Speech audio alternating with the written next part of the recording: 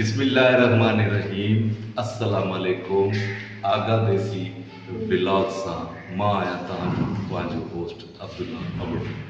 अॼु जी सभ खां बेड न्यूज़ जो सैड न्यूज़ जो त उहा आहे त असांजे हिन घर ॻोठ वारे घर जेको सिमन ॻोठ में मौजूदु आहे उन में चोरी थी आहे।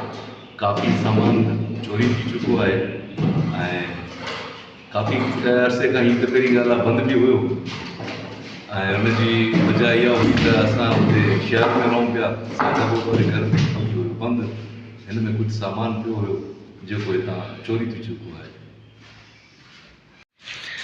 हीअ असांजी ॾाकण आहे, सीढ़ियूं आहिनि जेकी हितां खां मथे वञनि पियूं।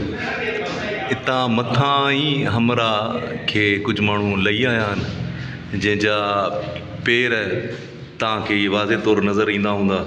ही साम्हूं सफ़ा पेर वाज़े तौरु नज़र था अचनि। इहे हितां लही करे हे हितां आया ऐं हिकिड़ो कमिरो हीअ आहे असांजो। पखो जेको लाइण जी कोशिशि कयूं, इहो जेको लॻल आहे बाक़ी हीअ जेको पखा असांजो कज़न आहे अब्दुल कदीर अबड़ो, उहो थोरो असांखे इन जे बारे में असांखे ॿुधाईंदो। जी कदीर ॾिसी रहिया आहियो, हर कमरे में असांजा 7 पखा लॻल हुया ऐं प्लस में थोरो कमकार रहियल हुयो ऐं जेका त लास्ट हिन में हुयो त कमु फिनिशिंग थींदो त असांखे इहा ख़बर न हुई त हिते चोरी बि थींदी। त हर कमरे में असांजे पंहिंजो जेको आहे त पखा लॻल हुया सोलर वारा। त ईअं ई हिकिड़ो हिन कमरे में लॻल आहे, हिकिड़ो परे कमरे में लॻल आहे। हिन हाल जा 2 जेको आहे पखा लाहे विया। कहिड़े हाल जा साईं? हीअ जेको ॿाहिरि वारा हिन जा पखा लाहे विया, हितां माना 6 पाइप लाहे विया जोड़ी। हीअ पखा लॻल ॾिसो न, हीअ हर कमरे में पखा असांजा लॻल हुया। हीअ हाल जा पखा लाहे विया ऐं हिन में स्टोर रूम हुयो जंहिंमें असांजो काफ़ी सामान पियो हुयो ऐं उन में कुझु टोंटियूं हुयूं, नलका हुया, वाश बेसन्स हुयूं, हिकु मोटन,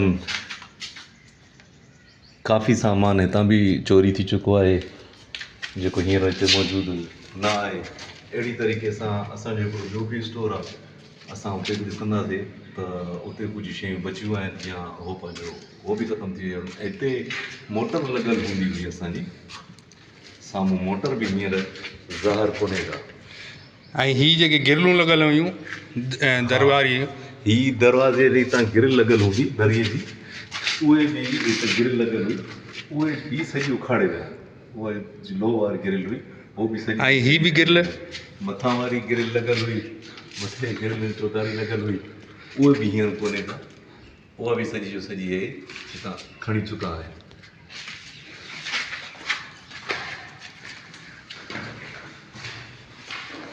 ॿियो आहे असांजो हिन पासे ठहियल आहे, हीअ हिकिड़ो ॿियो रूम आहे जेको असां पंहिंजो इस्तेमालु करे रखियोसीं ऐं हिन में हीअ स्टोर रूम हुयो असांजो।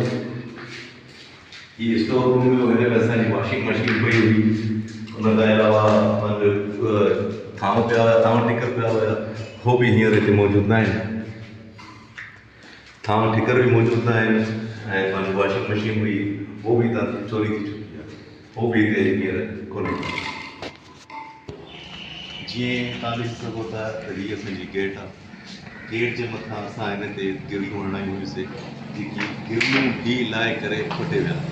हिनखे घटि में घटि असांखे हिते घर में अचण में अॼु महीनो या 1.5 महीनो थी वियो असांखे न अची सघियूं। उन खां बाद में असांजी काफ़ी शयूं चोरी थी वियूं आहिनि। जीअं हीअ आहिनि गिरलूं, तव्हांखे सरिया नज़र ईंदो हूंदो कुझु। हितां जी गिरिल हुई उहो बि सॼी गुम थी चुकियूं आहिनि, उहो बि पटे हलिया विया।